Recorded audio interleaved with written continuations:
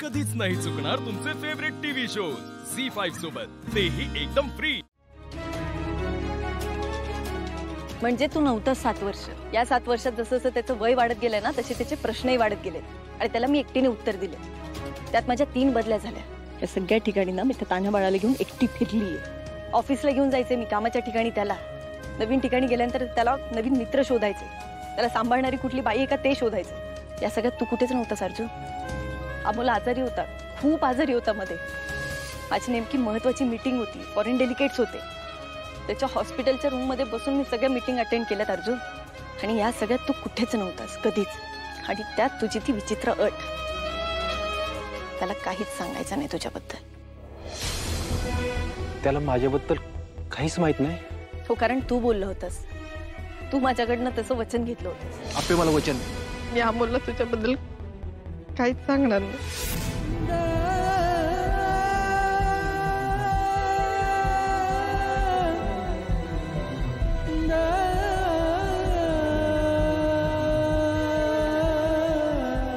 हेच वचन बरं पाळलंस।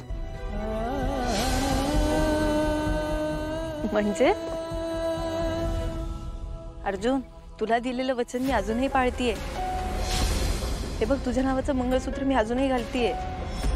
अर्जुन, मला माझ्या नवऱ्याविषयी कोणी विचारलं किंवा कुठे नाव लिहायचं असेल ना, तर मी तुझं नाव लिहिते, तुझ्याविषयी सांगते। एवढं सगळं केलंस, एकदा शोधायचं ना मग। तू शोधलंस? मला घर नाही सोडता आलं आपे। का? तुम्ही दोघं गेला आणि कदमांनी कच खाल्ली का? स्वतःसाठी कधी दवाखाना बघितला नव्हता माणसाने। आठवड्यातून 2दा चेकअपला जावं लागतं बरं का। बाबा कसे जातात? तुझ्या वागण्याचा जास्त राग आलाय त्यांना, लागले त्यांना। अर्जुन, माझ्यावर दोष टाकायचं बंद कर। हा दोष तुझाच आहे आपे, विश्वासघात केलास तू कदमांचा। तुझ्यामुळे कदम अंथरुणाला खेळल्यात। माझा बाप यांना असं नरम होऊन पडलाय घरात। हा दोष माझा नाहीये, मी आत्ताही त्यांना भेटायला यायला तयार आहे। काय गरज नाही,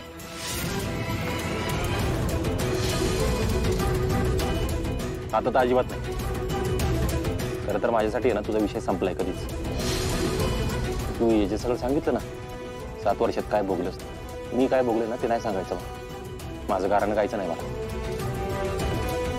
पोराची ओढ आहे फक्त। तुझ्यासाठी माझा विषय संपलाय ना, मग आता अमोलचा विषय सोड।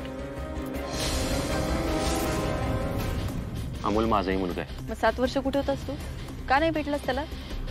त्याला जन्माला घातलं म्हणून तू त्याच्यावर हक्क नाहीये दाखवू शकत, कारण त्याच्या संगोपनात तुझी काडीची मदत नव्हती। तू मला अमोलबद्दल सांगणार आहेस का नाहीस? नाही, आणि त्याच्याबद्दल माहिती काढण्याचाही प्रयत्न करू नको प्लीज। मी 7 वर्ष तुला दिलेलं वचन पाळलंय, आता मी जे सांगते ते तू पाळ। त्याच्याविषयी माहिती काढण्याचा, त्याला भेटायचा अजिबात प्रयत्न करू नकोस। अगं पण तू अजून 7 वर्ष त्याच्या प्रश्नांना कशी बशी थोपवत आली आहे मी काय केलं नाही हे माझं मला माहिती। आणि आता जर तू त्याला जाऊन भेटलास ना, आणि त्याला जर सगळं खरं कळालं, तर त्याला असं वाटेल आपली आई आपल्याशी आतापर्यंत खोटं बोलत होती। हे बघ अर्जुन, तुझ्याकडे बाबा, स्वप्नील सर, रुपालीताई, माझ्याकडे फक्त माझा अमोल। म्हणजे मी अमोलला भेटायचं नाही? अरे नाही, मी तुझ्यापासून त्याला कधीच सोडणार नाही। मग कधी भेटायचं ते तू ठरवणार? हो। हे चुकीचं आहे? आता काय चुकीचं काय बरोबर याला काहीच अर्थ नाही, फक्त मी सांगते तेवढं लक्षात ठेव।